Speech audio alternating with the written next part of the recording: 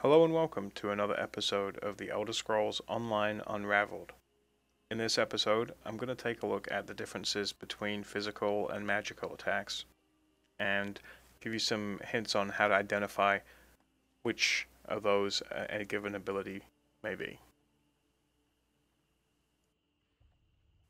Now we've seen before that the staff weapons have their damage based off weapon damage, but their criticals based off spell critical. And we're going to find out here that there are some abilities that work the opposite. Their damage based off spell damage, and their critical based off weapon critical. So here we have puncturing strikes. We have 0 spell critical and 14% weapon critical, and we're getting some crits. So even though this is a class ability and driven by spell damage, it's getting its crits from the weapon critical. We'll see here we're hitting for 84, but after we puncture and reduce the mob's armor, we're now hitting for 90. So that gives us an indication that this ability is being mitigated by armor and not by spell resistance. We'll also find that if we use this ability from stealth, we'll get sneak attack damage bonus. Hitting for 700 there. Now if we take Piercing Javelin, which is also from the Adric Spear line, we'll find that we can throw this a whole bunch and we're not going to crit. Now I did a lot more tests than this off camera. With only 14%, it would require more, but we didn't get any crits. Here we're doing 182. We're going to puncture and reduce the armor, and we're still hitting for 182. So that means this is not being mitigated by armor. It's probably being mitigated by spell resistance. Okay, we were unable to get a sneak attack there. Now we'll try and switch into some spell critical gear to see if we can get any crits through our spell critical. And we'll see here, once the combat log pops up, that we do get some crits. So it looks like it bases its criticals off spell critical. Now I'm going to switch out some gear, and I took some passives that reduce spell resistance.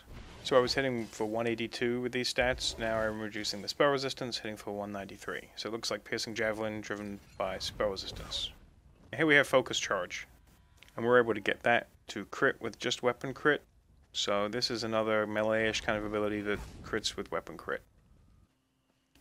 Now, we'll try using that before puncture with 243, puncture, and we follow up with a 257. So armor is mitigating it. Here we're going to try and use it from stealth. Did not work. Charges do not allow you to sneak attack with them, even if they are physical. Here's our good old Destruction Staff. Hitting for 133. We're puncturing to reduce his armor.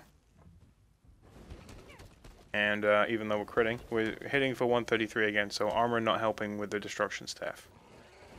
But we kind of knew that was going to go to spell resistance anyway. And here we're going to try the Vampire ability. I have my weapon crit gear on. Not getting any kind of crits. I'm hitting for 151.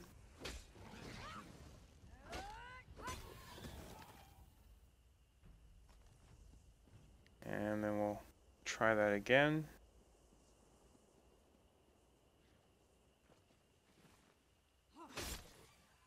This time with a puncture.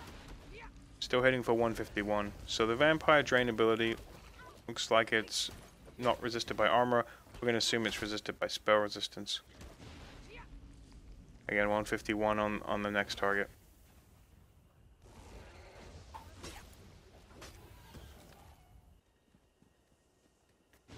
Now we've got our cloth armor on, which is reducing our target spell resistance, and we're hitting for 161. So that supports that theory. We'll try sneak attacking with it.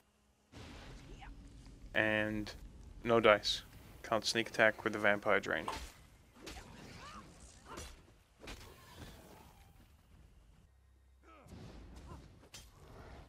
Here we're trying some of the Nightblade abilities.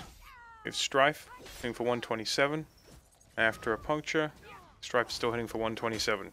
So Strife is working, using the magical stats. Spell resistance as opposed to armor. Hit for 143 with Failed Strike. Use Puncture. Now we're hitting for 152. So Puncture's going off of armor.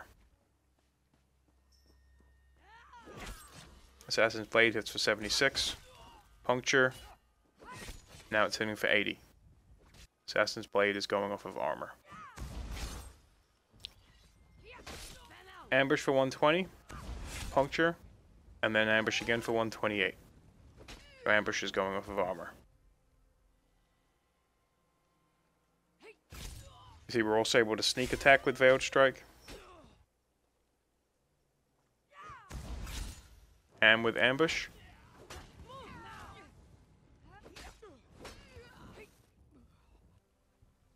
And here with the ultimate death stroke. It doesn't show up in the combat log, but it did sneak attack. Here we're using silver bolts. I used a weapon crit potion, and we're getting lots of criticals with it.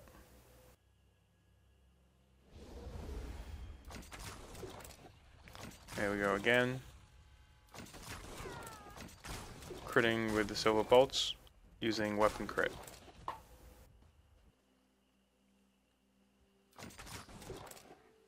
There we are, sneak attacking that poor Guar.